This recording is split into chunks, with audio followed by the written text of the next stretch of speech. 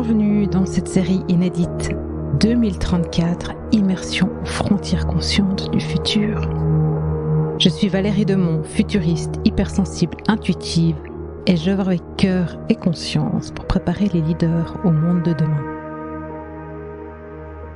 Avec 2034, embarqué dans une brèche temporelle qui illustre certaines de mes visions de demain. Aujourd'hui, ces visions sont des possibles. À vous de décider si et comment vous souhaitez œuvrer pour ces futurs possibles et plausibles. 2034, c'est demain. C'est à la fois rapide et long, proche et loin. Et dans un monde qui s'accélère toujours plus, le temps est plus relatif que jamais. Parfois, mes sauts dans le futur sont très intenses émotionnellement. Parfois, elles sont très claires visuellement. Et parfois, ce sont juste des sensations, sans images et sans mots. Je vous emmène dans mon univers, dans ces quelques brèches temporelles, en essayant de vous retranscrire un maximum les sensations. Parce que désormais, nous ne pouvons plus uniquement nous appuyer sur des modèles du passé et le contrôle du cerveau rationnel, et c'est en alliant l'ensemble de nos sens et nos intelligences, en particulier le cœur et le subtil, que nous manifesterons l'avenir que nous désirons. Pour profiter un maximum de cette immersion, je vous propose de vous installer dans un lieu de votre choix, au calme, les yeux fermés, avec vos écouteurs. Laissez-vous embarquer aux frontières d'un futur possible et la musique vous ramènera ici et maintenant. Pour chaque épisode, vous trouverez aussi sur mon blog valeriedemont.ch l'univers visuel et le récit. Belle immersion dans ce premier épisode Verde Nova.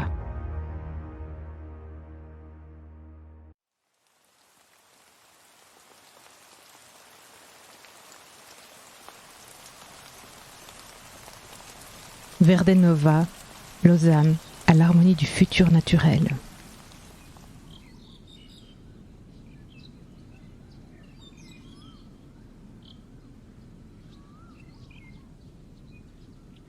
Alors que mes pieds se posent, l'un après l'autre, dans cette herbe d'un vert lumineux, encore mouillée de la dernière averse, j'ai de la peine à croire que je marche en pleine ville de Lausanne.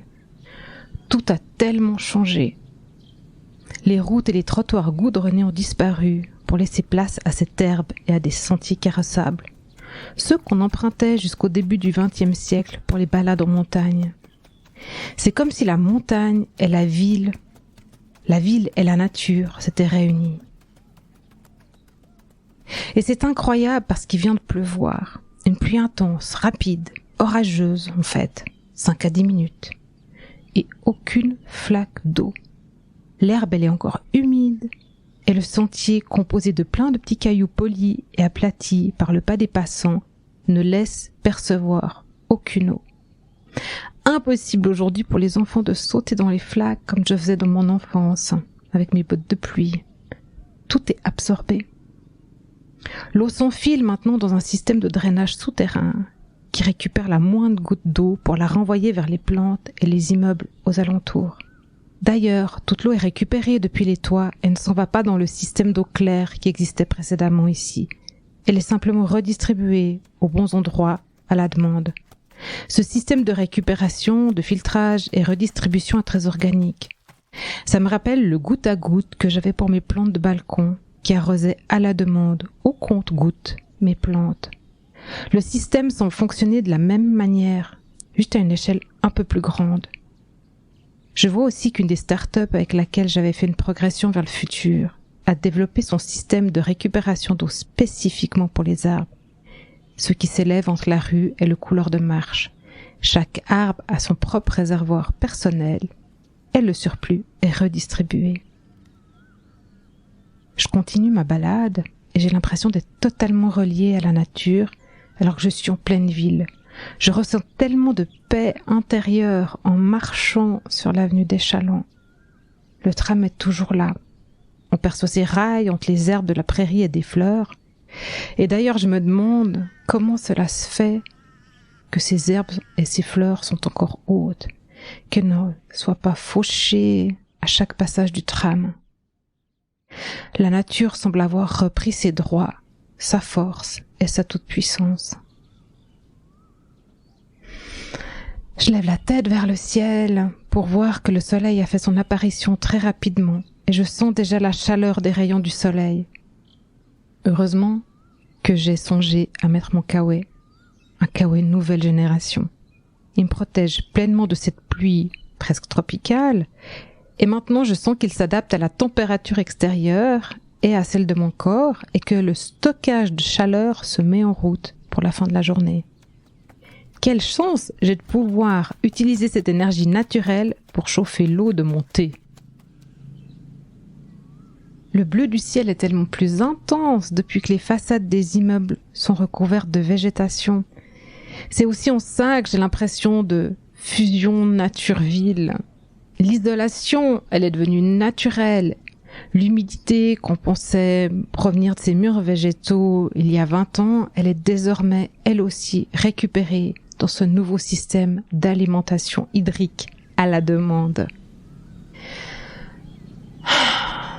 Et cette sensation de calme. Oui, il y a du monde qui marche dans les rues, et certains sont à cheval, ainsi que dans les transports publics, enfin, dans le tram. Mais ce qui est fou, c'est ce silence.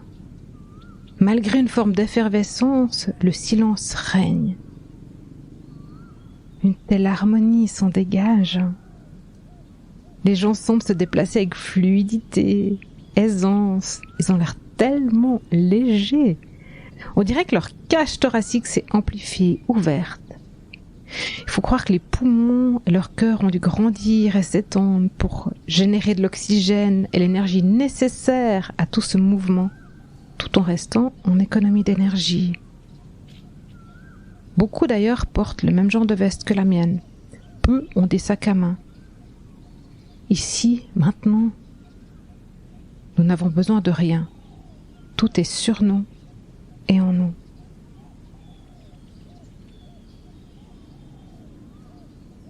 Je vous retrouve dans le prochain épisode Nutricentium.